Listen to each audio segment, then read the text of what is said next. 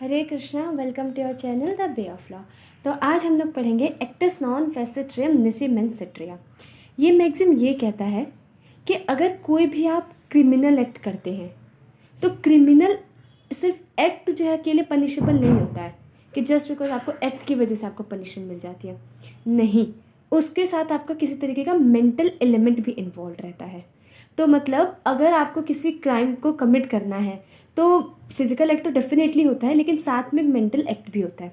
जैसे अगर मैं आपको आईपीसी का एग्जांपल दूं, डॉली इनकैपेक्स एक फेमस मैगजीन है जो ये कहता है कि कोई भी क्राइम अगर 7 साल से कम उम्र का बच्चा करता है तो उसे पनिशमेंट नहीं दी जाती। इसके पीछे का रीज़न क्या है? इसके पीछे का रीज़न ये है कि उस बच्चे का मेंस रिया नहीं है, मतलब वो अपना उसका गिल्टी माइंड नहीं है।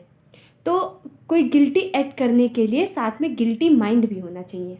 ठीक है, तो ये है हमारा इस मैगजीम का मतलब, अगर मैं क्रक्स बताऊँ तो अब हम इसे थोड़ा ध्यान से समझते हैं। देखो, अगर हम क्राइम के एसेंशियल्स की बात करें तो 4 एसेंशियल्स होते हैं। अब तक तो आपको याद हो ही गया होगा, जैसे human being, mens rea, actus reus, injury.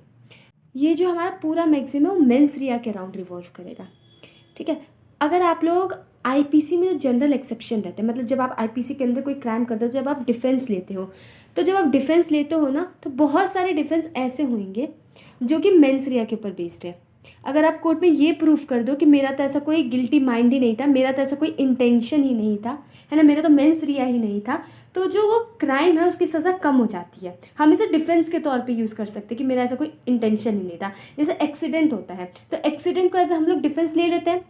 IPC के अंदर एक्सीडेंट का एक डिफेंस है कि नहीं है? बिल्कुल है।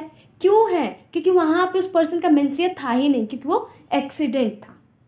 तो मेंस रिया जो है हम उसे एज ए डिफेंस ले सकते हैं। तो ये चीज़ ये दिखाने की कोशिश करी जा रही है कि मेंस रिया कितना इंपॉर्टेंट है। बिना मेंस रिया के क्राइम नहीं होता है। ठीक है, और अगर होता भी है तो पनिशमेंट जो है मिटिगेट हो जाती है, कम हो जाती है। जैसे कोई इनवॉलेंटरली इंटॉक्सिकेशन होता है, ठीक है, कोई किसी को ज़बरदस्ती इंटॉक्सिकेट कर देता है, तो वो भी ये डिफेंस ले सकता है कि उसका तो मेंस रिया था ही नहीं। उसका अगर वो कोई क्राइम करता है तो उसका वो भी ये डिफेंस ले सकता है कि मेरा तो ऐसा कोई इंटेंशन था ही नहीं। अब जैसे आप लोग आईपीसी पढ़ते होंगे ना, तो उसके अंदर आप ऐसे वर्ड्स पढ़ते होंगे, वॉलेंटरली, फ्रॉडलेंटली, नोइंगली, डिसऑनेस्टली। ये सब क्या है? ये सब मेंस रिया ही तो बता रहे हैं और कुछ नहीं बता रहे हैं सारी चीज़ें। ठीक है, लेकिन मेंस रिया जो है मतलब ये वाला जो मैगजिम है ना, कि मतलब मेंस रिया होना ही चाहिए तो ही क्राइम होगा, ऐसा कोई हार्ड एंड फास्ट रूल नहीं है। इसके भी एक्सेप्शन है। पहला एक्सेप्शन ये है, इग्नोरेंस ऑफ लॉ।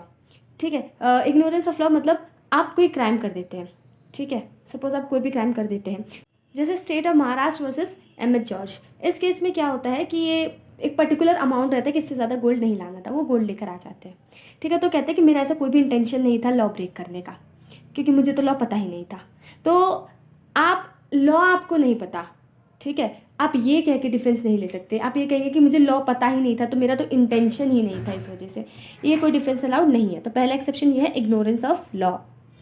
दूसरा, अगर आप किसी तरीके का पब्लिक न्यूसेंस क्रिएट करें, अगर आप किसी तरीके का पब्लिक न्यूसेंस क्रिएट करेंगे तो कोई आपका मेंस रिया देखेगा नहीं, उस टाइम एक्ट रोकना ही ज़रूरी हो जाता है। या फिर आप कोई छोटे मोटे ऑफेंसेस करते हैं, जैसे आप रेड सिग्नल है आप उसे क्रॉस कर देते हैं, तो ऑब्वियसली किसी का ऐसा इंटेंशन नहीं होगा, लेकिन ऐसा तो फिर लोग क्राइम मतलब ऐसे ये एक्ट करते ही जाएंगे ना।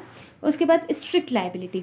स्ट्रिक्ट लाइबिलिटी मतलब यहाँ पे मेंस रिया नहीं देखा जाता, यहाँ पे जो एक्ट है वही पनिशेबल होता है। जैसे सेक्शन 375 रेप की बात करता है, वहाँ पे बस और क्या कहते हैं कि एक्ट देखा जाएगा, ठीक है, कि रेप हुआ है ना। अब क्या इंटेंशन था क्या इंटेंशन नहीं था उससे फ़र्क नहीं पड़ता है। फिर अगला है इंसेनिटी। इंसेनिटी, अब आप सोचोगे कि अरे थोड़ा टाइम पहले तो मैंने ऐसे बात करी कि मतलब जिनसेन इंसान है अपना माइंड कैसे फॉर्म कर पाएगा, वो कैसे अपना इंटेंशन फॉर्म कर पाएगा। तो देखो, इंसेनिटी ना आईपीसी में 2 तरीके की होती है, लीगल इंसेनिटी और मेडिकल इंसेनिटी। तो आईपीसी जो है मेडिकल इंसेनिटी को नहीं कंसिडर करता। तो अगर आप मेडिकली इंसेन है, मतलब आपके ऊपर मेडिकल इंसेनिटी है, उसकी वजह से आप कोई एक्ट कर रहे हैं, तो आप ये डिफेंस नहीं ले सकते, ठीक है, कि मेरा इंटेंशन नहीं था। आईपीसी जो है वो लीगल इंसेनिटी को रिकॉग्नाइज करती है।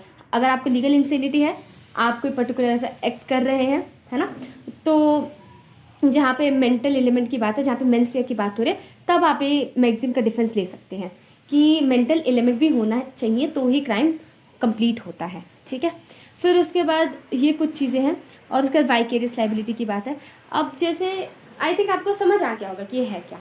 अब जैसे मैं आपको एक एग्जांपल देती हूँ, ठीक है, कोई जगह हंटिंग की, वहाँ पे आप हंटिंग करने जाते हैं, तो क्या होता है कि अचानक से आवाज़ आती है, वहाँ पे किसी चीज़ की आवाज़ आती है, तो आपको लगता है कोई एनिमल होगा, और आप क्या करते हैं, शूट कर देते हैं, वहाँ पे कोई इंसान रहता है।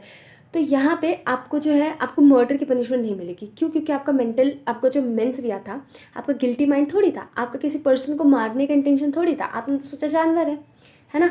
तो ये सारी चीज़ें। लेकिन पता है, हमेशा क्वेश्चन जब मैं पढ़ती थी ना आईपीसी में, आपको पर्सनली बात बताऊँ, ये मेरा थोड़ा सा पर्सनल एक्सपीरियंस है ना। देखो, मैं पढ़ती थी तो मुझे ये लगता था कि ये इंटेंशन पता कैसे चलता है। इंटेंशन इंटेंशन मैं सुनती रहती थी, मुझे सच बता, मुझे समझ ही नहीं आया था कि इंटेंशन पता कैसे चलता है। अब याद करने को तो कर लेता है, अब इंटेंशन जो है ना, एकदम जब मैंने इनिशियली पढ़ा था, तो इंटेंशन जो है ना, मैं बताती हूँ कैसे पता चलता है। फैक्ट्स एंड सर्कमस्टांसेस देख के पता चलता है, ठीक है। अब हम किसी के अंदर तो नहीं झाँक सकते ना, कि मतलब क्या कहते हैं कि उसका उसका मतलब ऐसा करना चाहता था, नहीं करना चाहता था, हम ऐसा नहीं कर सकते। हम फैक्ट्स एंड सर्कमस्टांसेस को देख के चीज़ें पता लगाते हैं। लॉ में ऐसा कहा जाता है कि इंसान झूठ बोल सकते हैं, लेकिन सर्कमस्टांसेस कभी भी झूठ नहीं बोलती है, ठीक है। तो ये केस है आर वर्सेस प्रिंस। इसमें क्या हुआ था, एक लड़का था, उसने एक लड़की थी, ठीक है, वो 16 ईयर से बिलो की थी, उसे लेके भाग गया था, ठीक है, बिना उसके गार्जियन के मतलब उनके मम्मी पापा के कंसेंट के बिना, ठीक है। तो फिर यहाँ पे बोला गया कि उन्होंने मतलब इस बात का डिफेंस लिया, इस मैगजीन का डिफेंस लिया, मैगजीन का डिफेंस लिया, कहा कि मेरा तो ऐसा कोई इंटेंशन ही नहीं था। ये जो लड़की थी वो खुद के कंसेंट से गई, और लड़की ने बोला कि उसकी एज 18+ थी। लेकिन बाद में जजेस ने सब चीज़ों को कंसिडर किया और कहा कि यहाँ पे जो है स्ट्रिक्ट लाइबिलिटी लगेगी लड़की को। अब वरना तो ऐसा कोई भी डिफेंस ले सकता है ना, तो बोला कि लड़की को पेरेंट्स के, गार्जियन के पोजीशन से बाहर ले जाना बिना उनके परमिशन से, यहाँ पे स्ट्रिक्ट लाइबिलिटी लगेगी, ठीक है। So if there is any doubt do mention the comment box. Detail में वीडियो चाहिए, मतलब whatever, in whichever way you want, way of law is at your service. Hare Krishna.